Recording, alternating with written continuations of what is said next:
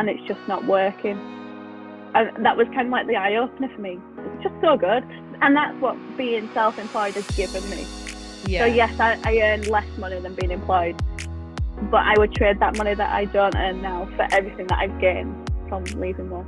Well, there's a story behind this. It's coming, guys.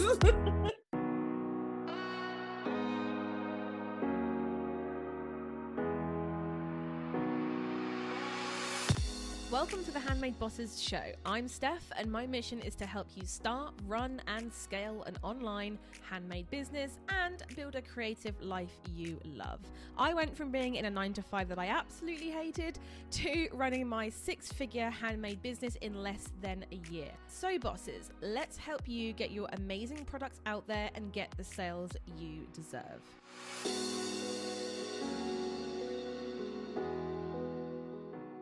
I'm here with Sophie. round of applause. Yeah. This has been a long time coming. I'm pretty sure it was like last year, was it not, that you were like, do you want to make a podcast? Because that'd be good. Yeah, I don't even think this was your idea, was it? It was kind of like, Steph, I think you should do a podcast. Yeah, I was resistant for the longest time, and then it was just like, well, YouTube's great, but I mean, I was never really like a podcast person until I started to like listen to them, to like research this show, and then I was like, oh, so this is what everyone's been talking about. Like, it's not all it's about. Great. I love it. I listen to them all the time. It's nice to listen to them when you're working at home alone, and then you can just have someone there that's not really there. You can just like mute them. If they get annoying, I'll pause them. Yeah, I must say, like, when I'm doing stuff like wrapping orders and stuff like that, like I always stick on a podcast, but I'm running out of podcast ideas, so I need some recommendations. Yeah, definitely. Yeah. Okay, so tell us a little bit about you, Sophie. So who are you? What's your whole business? Tell us a little bit about yourself. Okay, so I'm Sophie. I live in Yorkshire, and I have a small business selling prints, which I originally was a nurse up until December 2019, and then I went full-time with my print business. Which, yeah, this is what I do now. So I sell prints, amongst other things that are in the pipeline, but as it stands right now, it's just prints. It's just prints. Okay, so let's start right from square one. So how did you come across, I was going to say us, but basically back at that time it was just little old me. How did you come across me? Well, you know those Etsy groups that are all, dreadful, and you're kind of like, I need help, please help me, somebody help me. I was like a rabbit in headlights, and I needed help on an Etsy shop. I'd set it up, I'd done that bit, but then it was only like my colleagues that were buying from me, and like friends and family and people who I knew, and I was kind of like, I need to go further with this. I can't just be relying on my colleagues. So I put a little message in an Etsy group saying, please help me, someone. And you replied saying, would you like me to do a shop review? And I was like, yeah, definitely. And then I kind of like stalked your YouTube channel until like the next couple of weeks until you'd actually done it. And I was like eagerly awaiting this wonderful review. It's going to tell me how horrendous my shop was. It wasn't, by the way, but there was room for improvement, let's be honest. There always is, though. There always is. Yeah. I've come across shops that have been like seemingly perfect. Even mine. Like I often go back into mine and be like, although these days mine's just used for like testing, so it is one of those things where it's like do as I say, not as I do. Yeah. Oh wow! So you came across this. I mean, we're talking. I mean, when did you? It was like June 2019, wasn't it? Something like that, like July, August 2019. Yeah, it was before I left work. I was still employed at this point, and I was kind of like, I'm planning on leaving. Do you think I can do it? And he was like, yeah, of course you can. You can do it because I've got this course coming out that's going to help you do it. So speaking of the course, so the course used to be called the Shortcut to Success course. We then kind of did a little bit of a rejig because the course was so big. It wasn't just a course to get you from A to B, right? It was more of a situation, right? So when did you take the academy? So then obviously it was called the Shortcut to Success, but when did you take it? It was the very first time that you launched. It was in May. That's May last year, isn't it? Gosh, it's gone fast. Oh, really quick. Yeah, so you joined in May. Yeah, literally like card in hand, waiting for you to go live to the launch party. Do you remember the launch party that you did? I do. And actually, we were all like, I can't wait. I need to get in. Is it time yet? Is it time? And we were all eagerly awaiting. It was so fun. I remember that. And I remember, I think you were the one that said, are you going to do like a launch party? And I was like, hadn't thought of that, but now I will. It was great. It was really good. Yeah, there was a bunch of us and we were all just like waiting for it to go live, ready. Like, is it time? Is it time? We were so excited. It was so good. It's great. It was really, really great. We have been having some great conversations so far on today's episode, but I've got something even more special for you. You know what it takes to be shown on page 1 on Etsy, right? Yep, you guessed it, increasing your conversion rate. My 3-step framework to skyrocket your Etsy conversion rate is my signature free masterclass. And boss, I'm saving a spot for you. Learn how to increase your conversion rate in 3 easy steps, as well as the top 3 mistakes I see Etsy shops make on a daily basis. Sign up in the show notes or head to handmadebosses.com/conversion. That's handmadebosses.com/conversion, CONVERSION, to claim your spot. Now let's get back to the episode, and I can't wait to see you there, boss. So what effect did it have on your business? So you found me, you found the course, and you've taken it. What kind of effect did it have up until, I guess, now, right?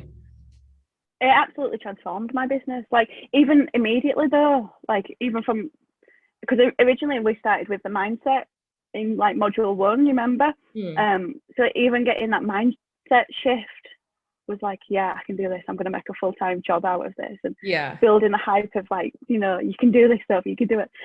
So even getting like in the headspace was really good, and then implementing everything. It's literally just holding our hands from, this is what you need to do, and I'm going to take you here, and I'm going to show you every single step that you need to do on the way. Oh, it's just so good. It literally, I had the best year in business that year. Did you? Yeah. Oh, that's epic.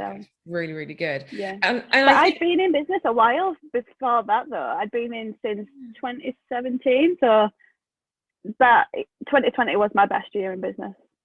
I think a lot of people, because you sell prints, right? So a lot of people, I get a lot of people that DM me that are like, I'm in a really busy niche. Is this going to work? And it's like, well, I'm in jewelry myself, which is probably one of the most saturated niches. You're in prints. I mean, Jackie, she's in jewelry. Karen, she is as well. So I think that some people kind of think that if you want to sell like t-shirts, jewelry, prints, whatever, that you can't do it. But the problem is that because so many people do it, 99.9% of the shops out there don't do it right. They just kind of throw up a shop and go, that's it. And then that's where the problems come up, because you're spending time investing in the shop and then you're not. Yeah, definitely. Yeah, absolutely. Because there are some people who will price prints, and I might charge like $14.99 for a personalized print, but they'll charge like £4. And I'm like, how? How? I don't understand what you're doing. And it kind of brings everybody else down. So then somebody might come across and say, oh, I can get the exact same print for £4, or I'm going to spend like £12 more on your print. What's the difference? And you kind of need to stand there with a flag and be like, I'm much better than them. I care about you. You are right. And I get a lot of people that are like, again, that are like, what I sell, people like undercut me. And it's like, are you competing on price? And they're like, yeah. And it's like, well, you're fighting a losing game then, because you're never going to compete on price. You know, you have, look at even like buying a food shop, you have Sainsbury's, you have, like, obviously in the UK, you have Sainsbury's, you have Tesco, you have Marks and Spencer's, then you have Aldi's, then you have, you know, all of those kind of shops. It's like, you're going to buy a pint of milk. What makes you go to Marks and Spencer's, Waitrose, as opposed to out, you know, it's all about, there's so much more to business than just price. And people don't buy because of price. And that's what you learn, right? Yeah. So originally when I first started out, I didn't even charge for personalization. And I was kind of like, my prices were so cheap because everybody else was so cheap. Yeah, I know. And I wish I'd priced it right from the start, because it would have saved me so much time and effort. But it's kind of like a learning curve, because when you are starting out, you look at what everyone else is pricing. You know, like when you go for an MOT and you're like, oh, that garage is like £54. And oh, that garage is £54. I might as well just go to the one that's, you know, everyone's recommended. So you've just got to figure it out, your prices for yourself, and just, definitely.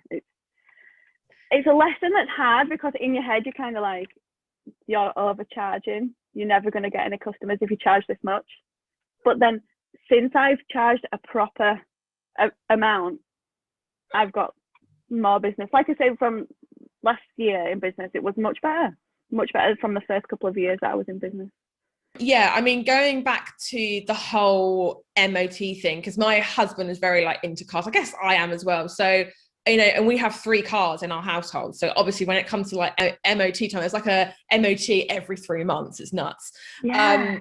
But what we have found is that if you're sat there looking at, like what you said, this person charges £54, this person charges £45, 9 times out of 10, when you put your car in to the cheaper place, they like bump it up on, like, you need new tires, you need new brakes, you need new brake hoses, and it just ends up costing you more in the long run, right? And I guess how that translates to you guys is that if you're charging a low price, you're going to get those customers that we all know, where it's like, they seem okay, and then you give them a print and it's like they come back and say, oh no, I want it in this particular color and in this particular font that I found on like Google somewhere, and it just ends up, you get lower quality people in your shop. Did you find that? Yeah, and the wrong target market is really noisy, and they take up so much time. Like, if you've got the right customer, they are so grateful for everything that you do, and they'll always reply and say the packaging was beautiful, the card that you use is beautiful. Like, I ordered a number of prints from different people to set up like a gallery wall, and yours arrived the most beautifully packaged and the most attention to detail and the best quality.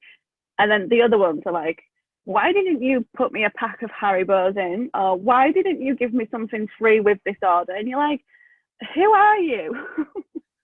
Who are you, and what do you want? What do you want from me? You know, the customers that are my target customers, honestly, I would go above and beyond for them, because they're so fantastic and they're so appreciative. And even if I get a little message that says, please could you not put in any invoice or anything like that, so that, because this is a gift, I would be like, although I got a lady once who said, my mum's going through a really tough time. She's been diagnosed with cancer, and I really want her to have this print as something special. And it was a really nice quote that they must have, like, something that they treasured, that they loved. And I just sat there and thought, how can I make this really special for this lady to open? And it must have taken me hours to make it. Like, just the opening, you know, like the unboxing, just to make it so special for her. But if it was like someone who was moaning, like, can you make sure there's something free in there? Can you make sure that I've got a pack of sweets in there? Do you know what I mean? Like, no. No. I think the ones I hate the most is when you get a message and they buy something that's like on sale. Like I ran a sale. I think when we were doing the Christmas prep course, I ran a sale to get rid of a load of my stuff. Because if you guys don't know, I'm trying to wind down my shop, because obviously coaching you guys is taking up like 90% of my time. So I'm trying to like wind it down. So I put a load of stuff on sale, and I got a load of those orders, and it just goes to show that you do get lower quality customers when you reduce the price. So just a warning, if you're thinking of running like, you know, more than a 40% off sale, something like that, you are going to get them, you are going to get the crazies. Yeah. And it was like a £4.50 item with like £1 postage, right? And she was like, this is for a gift. I want this gift wrap. I want red a ribbon, not pink.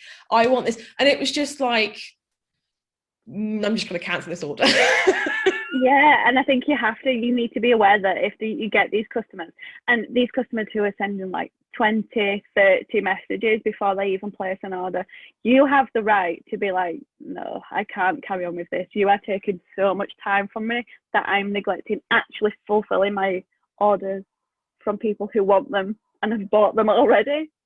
So yeah, if you need to cancel them, and it's better for your own mental health and your own, just be brave. You can cancel them. so let's talk about why creating prints. What made you fall in love with that particular shop? Because I don't know, like right at the beginning of your shop, like was this always the route that you wanted to go down, or were you thinking about making t-shirts, knitting scarves? Like what was the kind of right, like let's go right back to square one? I don't know, it's always been prints. I've never been like, I didn't know that I could do it. But so it started out, we lived in this tiny little terrace house. We rented it, and the landlord had just plastered everywhere and decorated everything neutral, and and he said, I don't want anything on the walls, and I don't want the TV on the wall, no shelves. And it's kind of like, it's his house, right? You've got to appreciate the man. He was very nice. And I was just like, God, this magnolia house is driving me insane. I need something to like break it up a bit and make it homely. So I ordered some prints online, and they came, and they were brilliant, they were fine, but they were just like, not exactly what I wanted. Yeah. And I came, and I was like, oh yeah, that's great, but that's it. I wasn't really like impressed by it, like, wow, this is awesome, I can't wait to put this on the wall. I was just like, right, the prints arrived, great. So I said to my husband, I like it, but what else do you think we could do? And he said, if you know what you want to do, if you know exactly what prints you want, make them yourself. I was kind of like, I could do that. So I did. That's amazing. What prints were they? Do you remember kind of what you ordered and what you wanted to have, and then obviously incidentally what you ended up making yourself?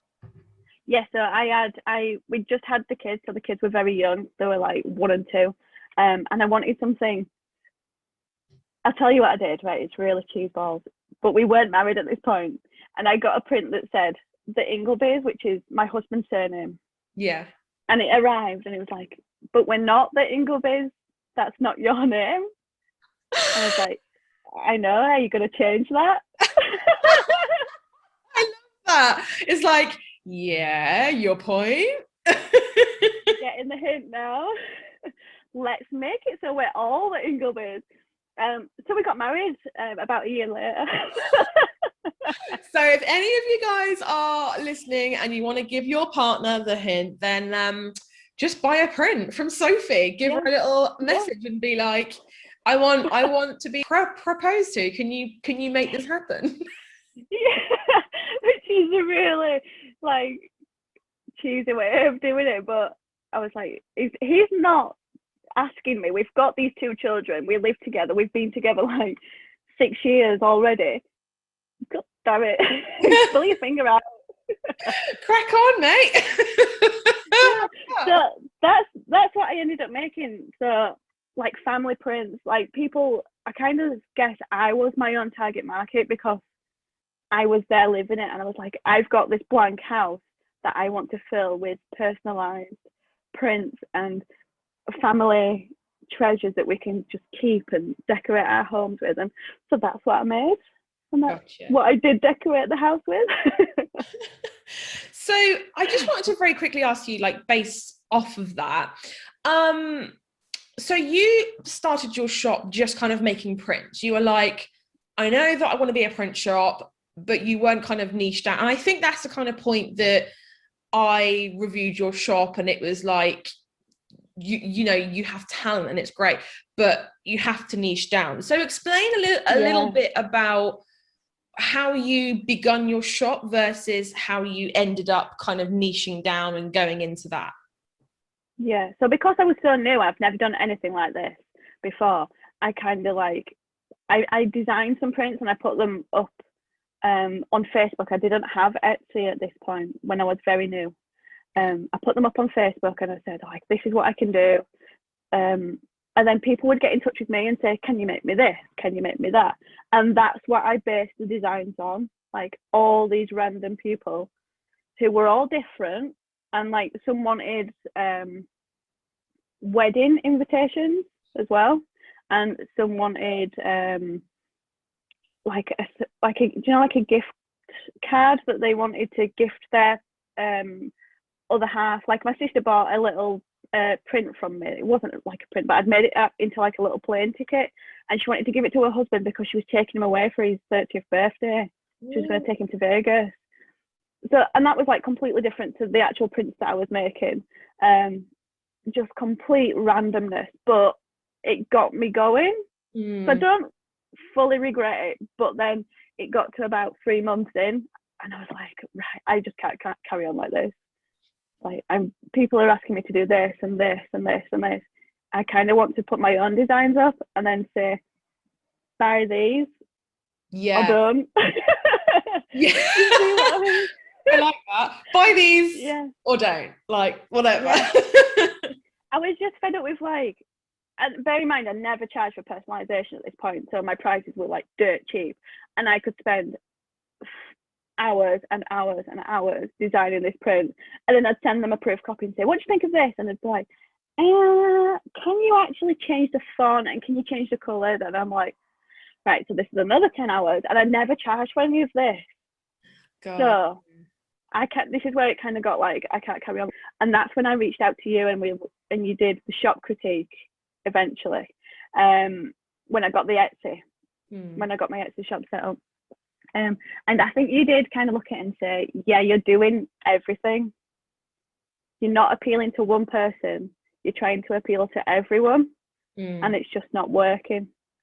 And that was kind of like the eye opener for me. I was thinking, yeah, you're right. Like, I really need to figure out who my target market is and go from there. But then nobody tells you that when you set up shop on your own.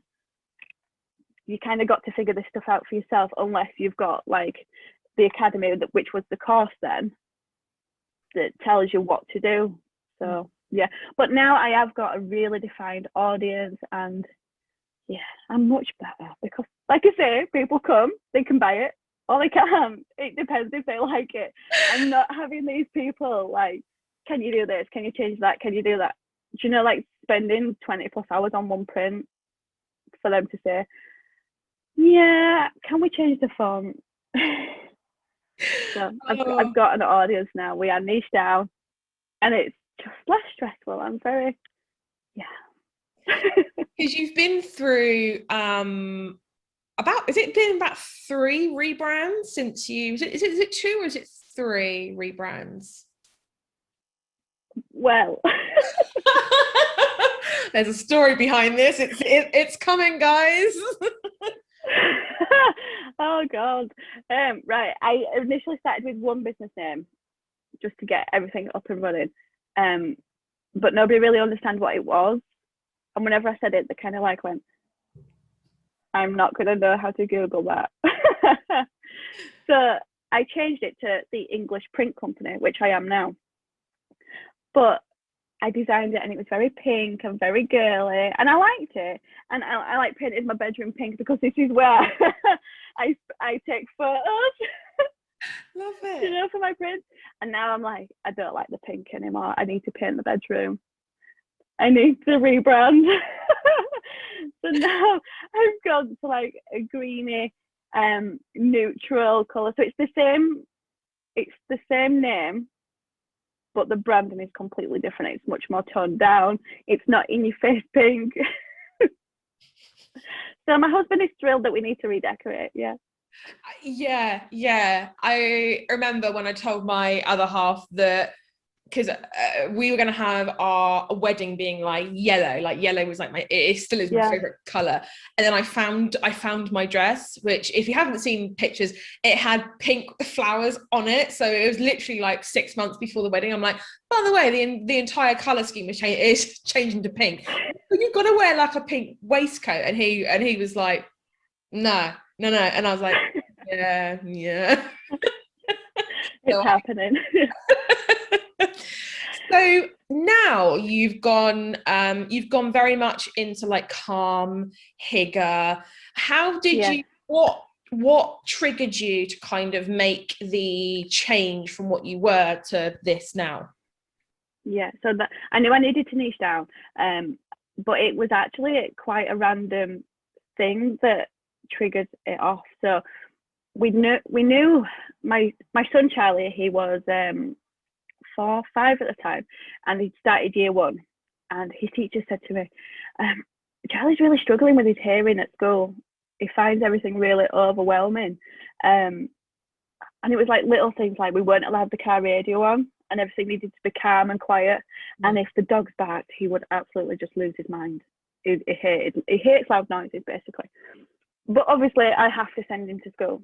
I can't just keep him here and isolate him. And the world is a noisy place. Yeah. So I decided that when we're at home, he would have this really nice chilled out space where it's not a loud environment. Our house is not we're not shouters, we're not loud. We're quite quiet people. So it's a nice environment for him to be in. And it's a nice environment for us to be in. But as I was researching it, and like all these ways that I could like help him to just kind of like chill out and have a place at home just to relax, I got really into it. And I'm thinking, I really love this. I love learning about this stuff.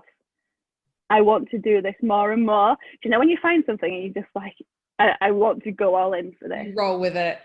Yeah. And even like now, a year later, he's 6 now, I'm just so passionate about, I mean, everyone needs it. It all started with Charlie, but everybody needs to come home from work and just have a place, an environment that is just so calming, where you can relax, where you can unwind, where it's a quiet place. Not like, imagine if you came home and it's just like fog on and just, oh no, you need to be able to relax, you need to be able to unwind. So I decided that I would incorporate that into the business, and now I sell prints that are simple and calm. So you won't ever see any with like bright red like background or bright red text. It's all very neutral, it's very calming. It's not in your face, it's simple, it's calm. And that's what you need, I think, if you're having like loads of mismatched things and dark. I mean, don't get me wrong, there are some accounts on Instagram that I follow who have just like painted their entire room black, and they've got like really awesome furniture and gorgeous things. But to me, I wouldn't want to live there. Like, I can scroll on Instagram and be like, that looks really awesome, you've done a really good job. But to live there full time, I need neutrals, calm colours. And that's what I wanted to bring to the business. And I just love it. I absolutely love it. It's really, it's like what you said, you know, there are times when I walk into my friends' homes and it's like one wall's pink, one wall's green, and it's like, this hurts my brain. It's overwhelming on the senses. And then it is. And I love my in-laws to bits, right? But we go to my in-laws' house, my father-in-law, right? And he's a little bit deaf, and he'll have the TV on or the radio on, but he'll have it really loud. And immediately as I walk into his house, I have to find the remote. And I say, hi, Dave. And I'm looking around thinking, where the bloody hell is that remote? And it's upstairs because I can't be there. And he doesn't recognise. He's quite happy to have a conversation with blaring TV. And I can't do that. We have to have like one night. If somebody comes to our house and we're like, we'll come for a coffee, the TV's off. Yes. Like, just talk to me. It's just me and you. I don't want background noise. Yeah. Do you see what I mean? I can't do it. It's just too much. It's too much on the senses. I just need one thing to concentrate. And that's what Charlie's like. Yeah. He just needs quiet. I think when you're that kind of person where you're reversing into a parking space, you have to turn down the radio to see better. I'm that person. I am that person. Yeah. Because it helps though, right? It does. I'm not the best of parking at the best times, but I feel like if there's stuff going on, I'm like, right, let's just stop. I need to concentrate. I have to say that to the kids, like, kids, I'm just going to park now, so I need you to be quiet while I do this. Yes, I love it. That's brilliant. That's fantastic. I love that. So I do want to bring I want to go further with this, and I want to do the calm course, which we spoke about before. But then we had puppies, so it's not been very calm. Sophie's doggos had puppies, and there were 4 little amazing bundles of joy, and they were just gorgeous. But Sophie was quite glad that they were going to their respective homes. Yeah. We're very set in our ways, and we like our own routine and spending time together as a family on a night. And then that was a bit interrupted, but I'm getting there. I'm getting there with the course now. It's coming along. Slowly. Is it? I'm super excited by this. Yeah, so it's not going to be in your face telling you what to do. It's kind of like what I've learned over the last year, 18 months, and be like, this is what's worked for me. I'm quite a calm person now. I would say I'm much happier now than I was 2019. I mean, even through a pandemic, I've been quite calm because of everything that we've implemented, which is quite, and I kind of want to share that with everyone, because you don't have to have this really stressful life that you're always told that you need to have. You can actually say, I'm not going to come to your birthday party tonight because I don't want to. Yeah. And it's okay to say that. It's totally okay. And I think sometimes, especially when you're running a business, you feel like you're reclusing more, and you feel like you're being anti-social, and you feel like all these things, and you're like, oh, like, I don't want to be that person that is like working till like 2 a.m. but not speaking to anyone for like 4 days, which is the reality at times, right? But I think that being a business owner is such a self-discovery that you actually sometimes uncover that, like me, like I never was anxious at all as a child. As a teen, I was like fearless. When I started it, I started to kind of uncover that actually there are some things that I needed to work on, and when you're running a business, it can be majorly stressful, which is why I've got like, if you looked at my office way back when, it was like rose gold, gray and pink.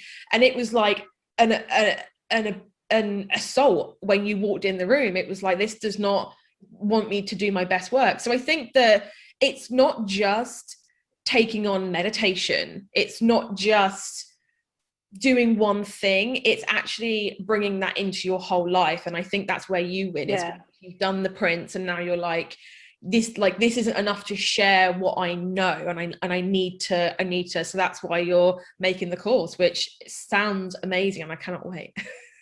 I don't want to be like shouting with a megaphone like, you need to take this course. I kind of want to be like, if you want to learn how to be calm and just like take back control of yourself, because I was so anxious when I was working full time. It's just, I needed somebody. I wish I had somebody to say, it's okay not to do that, It's fine. You don't have to do that. So and I kind of want to be that advocate now to other people, because I know, like, especially over the last couple of years, when throughout the pandemic, most of my colleagues from when I was employed as a nurse, they could do with this course. And I don't think they quite know that yet. So I kind of need to get it out there and be like, take this, because go through it at your own pace and just implement odd little bits and just find some peace and quiet. Yeah. So talk to me about, I mean, we've kind of talked about you and your mindset shift around your brand, but talk to me a little bit more about what mindset shifts as a business owner you've had to kind of overcome.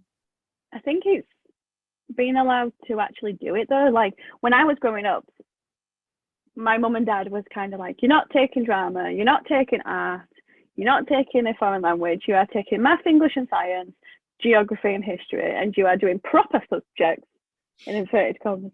Proper subjects are where you will get a good job, and you can go to college and you can go to university and you will get a really well paid job. And that's what I did. So when I came and started doing these prints, and I absolutely loved it, like the whole process, designing, printing, everything. I was like, I really enjoy this. Am I allowed to do this as a full-time job? And it's kind of like that mindset shift from, I want to take this full-time, but I've always been told that I should be employed, not self-employed. Yes. Do you see what I mean? Does that make sense? And kind of like that mindset shift of, I can do this, but I've always been told that I shouldn't, and I should always. When I told my mum and dad that I was leaving nursing and doing this full time, they just like the jaws hit the floor. They're like, "What? You're gonna sell pictures?" Yes, mum. I am. Oh, so that's what I do. But it's so satisfying though. Like, why was I never allowed to do art? I might have been a better print designer then. I think a lot of people often end up doing things that have nothing to do with, you know, what they trained for in like school, college, uni, all that kind of stuff. I kind of doing something semi-related, I guess, but yeah, I think that I mean, I'm not going to go into like a full-on rant, but I feel like at 16, when you're like, you have to make these choices, you haven't got a clue what you want to do for the next potentially 50 years of your life. And I think that a lot of people hit sort of 24, 25, 26 to like 35, 45 and be like, I'm unhappy and I need to do something about it. Do you know what I mean? And it just ends up. And I think that's why the majority of people that come to me are in that kind of journey when they're like, I've trained to do something and I'm being pulled to do something else, but everyone in my life is kind of like, nah, let's just stay safe. Let's stay in your job. Yeah. Let's stay in your comfort zone. And I feel that, a lot of people, and it's sad that a lot of people actually end up kind of succumbing to that and being like, okay, like I see your point. I'm gonna stick in my job, even though I absolutely despise it. Yeah, because a lot of people in the Facebook groups that we have alongside the academy, they're university educated. They've got degrees. They've got, they've had proper jobs, and they've decided like, I've done everything that I should have done. I've like followed the rules, and I don't want to do this anymore. And they come to you and they say, can I take this creative business full time? And you're like, heck yes, you can. Let me show you how. Yeah. Yeah. I love it though. I love hearing people say, I worked at this job and I was unhappy and then now I'm doing this. And it just makes it more fulfilling from my point of view when, like I don't like people that come in the group and say, I want to make $1,000 a month starting from next week and I want to do it all, trying to kind of wheedle their way around doing the hard work. And it's like, yes, you will get there, but you can't build. It's like what I say, a lot. You can't build a house on a shaky foundation, right? You have to build it up slowly. If you build it up quickly, then it's just going to end up falling down within like a year. If you build it up slowly, then you're building a business for life. You can't come in and be like, right, I want this done like next month. But the other thing as well is that I I genuinely loved nursing. I did like it, but the shifts were just horrendous. Like I say, I had 2 small children working full time, nights, weekends, missing birthdays, Christmases, because like the NHS is 24 hours, it doesn't rest. And like I used to work opposite shifts to my husband. So it was kind of like being divorced. We were never in the same house together for longer than an hour. And all I wanted to do was take my children to the park on a weekend, because I'd take them to school, I'd bring them home, I'd put them in the bath, give them their tea, and I'd go to work. So I was that mum. I was kind of like a carer for my children, but I wasn't their mum. Yeah. I wasn't ever the fun mum. Yeah. And the kids got to a point when they'd say like, do you know Daddy does loads of fun stuff with us, and you never do fun stuff with us? Oh, yeah. They know how to get you kids. They're like, oh, they do. They're like, oh, so yeah, no, I needed to change to that. So now, if the kids are poorly, and I'm self-employed now, and I don't feel guilty. Like Charlie once had a really nasty allergic reaction, and I took the kids to my mum's that morning, and I said, Charlie doesn't look right. I think he's having an allergic reaction. I'm going to take him to A&E. So I phoned work and told them what was going on, and they said, okay, when will you be in? I'm about to take my child to the hospital because he's having an allergic reaction. Like his face was huge, absolutely huge. And they was asking me what time I was coming in, and now I get to just be there for him if he's poorly, and I don't have to sit in A&E with my child who's really unwell, thinking I need to be at work. Is it okay to leave him with my mum? My mum came with us because it was so bad. Can I leave him with my mum? Is that okay? Should I be going and helping all my colleagues that are understaffed now? No, I'm his mum. That's my job first. I think that, earning, people come into the course and they're like, I want to earn, I want to do this, but it's about so much more than just earning more or being self-employed. It's not always about the money aspect. Yes, it's wonderful to have it, but it's about the time that you get back. The lifestyle that you build then.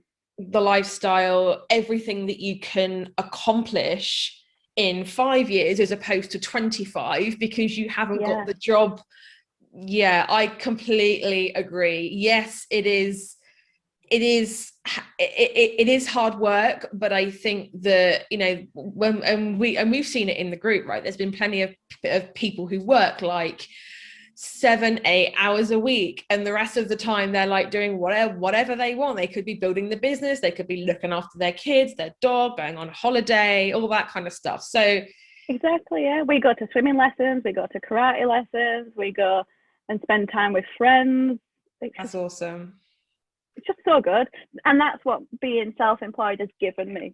So yes, I earn less money than being employed, but I would trade that money that I don't earn now for everything that I've gained from leaving work. Yeah, and I think as well, the great thing about it is that you're in complete control of like how much you earn.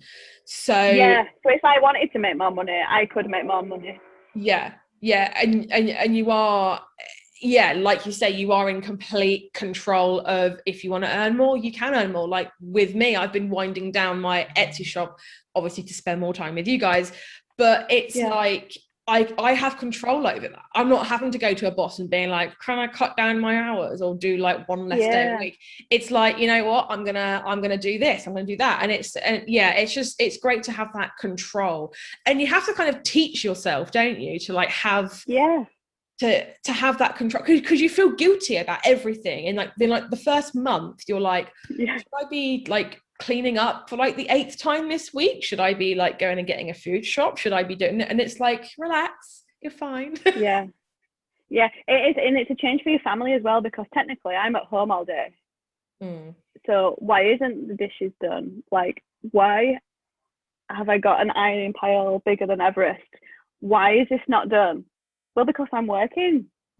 I don't go out to work, and sometimes I kind of wish I do, because then family would see that and be like, oh, Sophie's at work. Because sometimes family will phone and say, can I pop in for a brew? And I'm like, no, I'm working. I'm at home, but Well, I'm working. Yeah. And sometimes I kind of wish I had maybe even like a garden office where I could be like, I'm at the office. That's Because this is brilliant. my office. My bed is here, but this is my office. This is where I work. I'm busy. I'll schedule you in. I'll pencil you in my diary to meet you. But no, I'm working, and that's the kind of barrier that you've got to overcome for yourself, because it is easy to go on a lunch date and go shopping and go get a few bits, and no, you're working. Yeah. Yeah, that's one thing I think that I still struggle with to this day, is that I'm either all in for like 2-3 weeks. You know, it's like you're either all in for like 2-3 weeks, or you're all off for like a week and a half. There's no, Yeah. I find it hard to, when I'm in the zone, I'm in the zone. When I'm not in the zone, I'm completely out of it, you know? Yeah. So you don't need somebody to come and call for a cup of tea when you're in the zone. Yeah, and it's been like that before, where my friends have like popped around and I've been like, I love the fact that you're here, but I wish you weren't. Yeah, I do. I love my family to bits, but I'm working, and don't interrupt me when I'm working. Yeah. I don't come to your place of work and be like, hi, call for a brew. Yeah. They'd be like, why are you here? I'm working, right? Yeah, exactly. So what is one crazy but true fact about you? I always love to ask this question. I don't know. I'm so boring. I don't know. So I was thinking about this answer for a while, thinking, what is one crazy thing? But I don't really have anything. The only thing is, I'm one of 6 kids, and I think that has impacted me a lot. And now I love being on my own. Yes. Yeah, I've never had my own bedroom, because then obviously I met my husband, so I really enjoy my own time. Yeah. Which helps running a business, to be fair, because it's just me. Definitely. But yeah, I've got 3 sisters, 2 brothers. Yeah. And I just love being away from them. I love them. Do you know, we've moved to this house, right? That's in the middle of the countryside. It's in the middle of nowhere. And you have to go like miles and miles in each direction to get to somewhere, which I absolutely love. Let me tell you how much I love that. And when we were viewing this house, my siblings were like, Sophie, we've always lived across the road from each other, or we've always lived like, literally, there was 4 of us living on one street at one time. Oh, wow. Yeah, so you can understand where I'm coming from. And they was like, you're going to miss us when you move. And I was like, I know, but I'll call. It's the best decision I've ever made. I love being on my own. I love my family.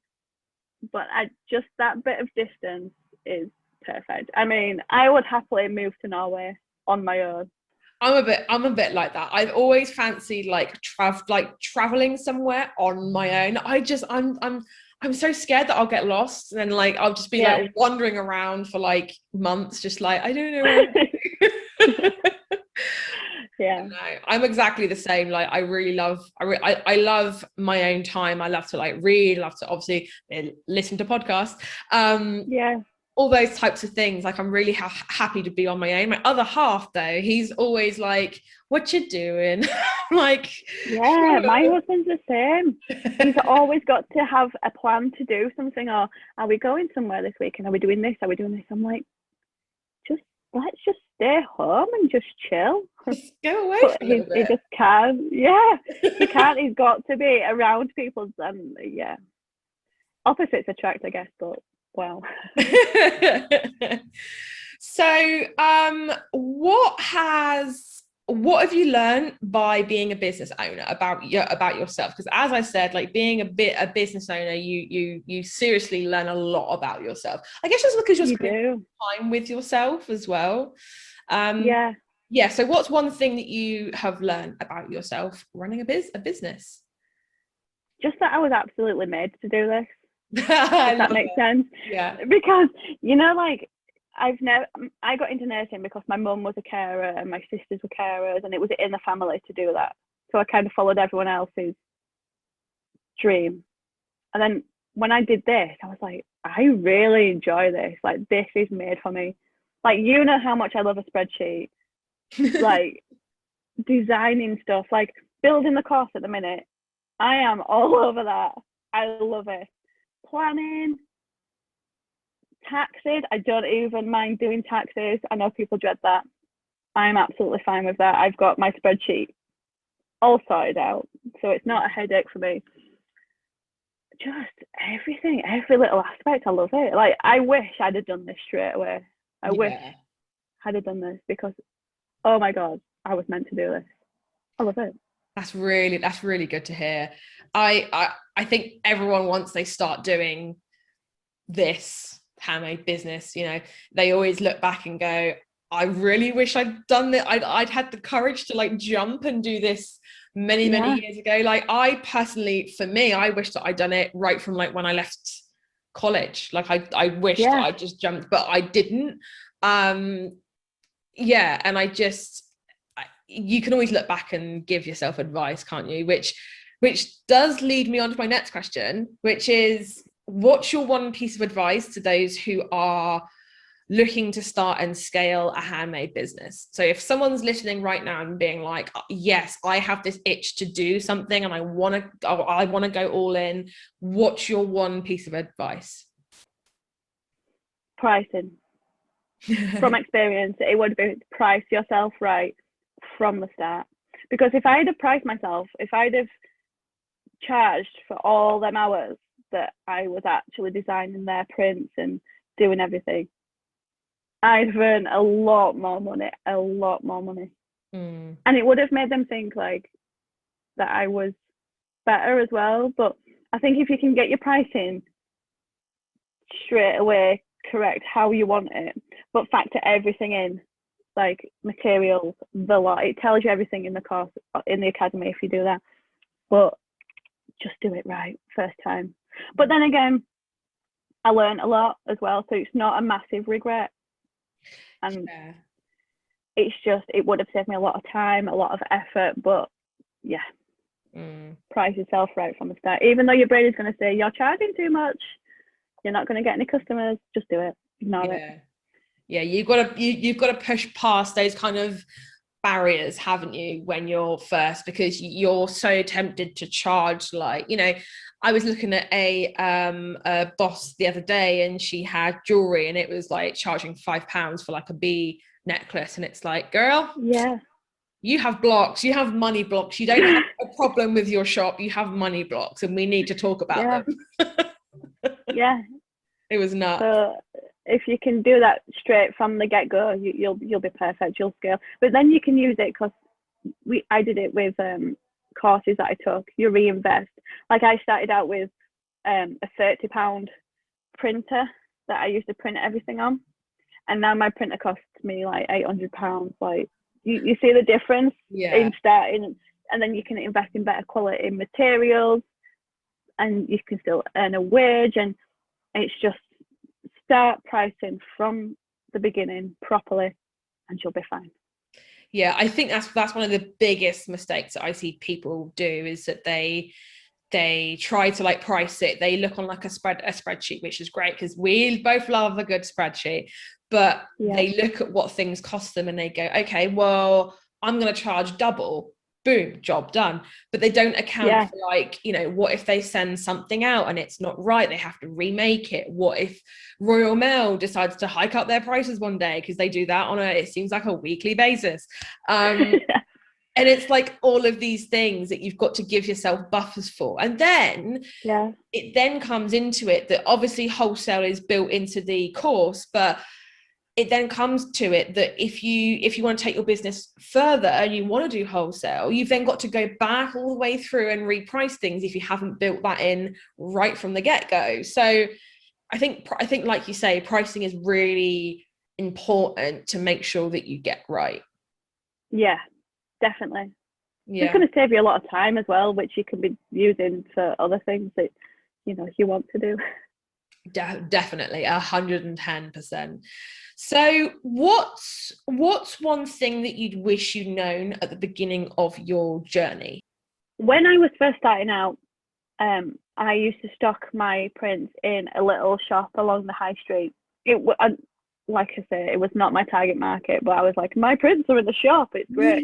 It didn't work. They never sold. But I said, I think I'm going to take the prints out and I think I'm going to open an Etsy shop. And she said to me, oh, you don't want to do that. It's so expensive. They'll take like half of the money that you make on fees. And it absolutely petrified me. But I really wanted to do it. So knowing me, I have to research everything fully. And I looked into it and it's not. And like you say, pricing it right, you price everything into it. It's not expensive to open an Etsy shop or run an Etsy shop. It's not. So I just wish that I'd have done Etsy sooner. I wish that I had the course that it was at the time, the Success Academy now. I wish I had had that from the start. Because like I said, I'd been going like, 3 years before I got that? So I'd done like 3 years worth of work. And then I signed up for the course and then had to redo everything because I'd not done it right. Whereas if I'd have just had the course straight away, built the foundations, like you say, oh my God, it would have been amazing. Imagine where I could be now. Like that's the thing. If I'd have done it properly from the get-go, what could I be doing now? But then again, hindsight is a beautiful thing, isn't it? And I've learned a lot. I've learned a lot about me. I've learned a lot about the business. I've rebranded. I'm focused now. I'm niche down. So, but I do wish, and you're not paying me to say that. Let me just tell everybody who's listening. Steph has not been like, please do this, please do this. She hasn't, but she knows how much I love the course. I've taken it from day dot, and I could sing about it to everyone who'll listen. I love it. Oh, thank you so much. Well, if you guys are interested in the course, it only opens a couple of times a year, but it used to be called the Shortcut to Success. It's the same course, it's just been added to. Now it's called the Handmade Bosses Success Academy. So if you're a little bit confused about that, you know, we all know around here about having a little bit of a rejig and a little bit of a rebrand, and you know, I do it too. So yeah, no, I think that a lot of people 9 times out of 10, I get comments on, you know, and I semi recently did a video about how much it costs to sell on Etsy, and the comments I get on that video are many people. I mean, lots of people are like, this is great, thank you, but you get a kind of 10%ers who are like, Etsy's rubbish, Etsy charges, and it's like, you show me a marketplace or a platform that you can sell on for free, and I will eat a book. Like, yeah.